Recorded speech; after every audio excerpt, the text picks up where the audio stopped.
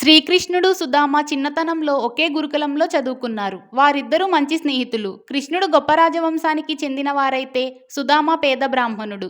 చదువు పూర్తయిన తర్వాత కృష్ణుడు ద్వారకాకు రాజుగా పరిపాలించారు. సుదామ పేదరికంలో కూరుకుపోయారు. అతని భార్య కృష్ణుడితో ఉన్న స్నేహం గురించి గుర్తుచేసి సహాయం కోరమని సలహా ఇచ్చింది. మొదట్లో సుదామ సంకోచించినప్పటికీ చివరకు కృష్ణుణ్ణి కలవడానికి బయలుదేరారు. ద్వారకాకు చేరుకున్న తర్వాత కృష్ణుణ్ణి కలవడం అంత సులభం కాలేదు. ఎంతోమంది కావలివారు సుదామాని లోపలికి వెళ్ళడానికి అడ్డుకున్నారు.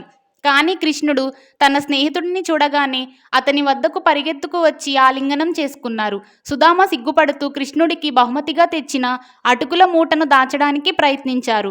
కానీ కృష్ణుడు ఆ అటుకులను ఎంతో ఇష్టంగా తిన్నారు. కృష్ణుడు సుదామతో చాలా ఆప్యాయంగా మాట్లాడారు. అతని కష్టాల గురించి అడిగారు. సుదామ కృష్ణుడికి తన పేదరికం గురించి చెప్పడానికి సిగ్గుపడ్డారు. కానీ కృష్ణుడు తన స్నేహితుడిని ఎంతో గౌరవించారు. అతని అవసరాలను తీర్చడానికి సిద్ధమయ్యారు. కృష్ణుడు సుదామకు కావలసినవన్నీ ఇచ్చారు.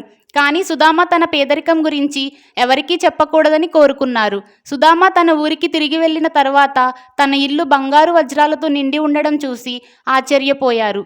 ఇలాంటి మరిన్ని వీడియోస్ కోసం మన ఛానల్ని లైక్ చేసి, సబ్స్క్రైబ్ చేసి, షేర్ చేయండి.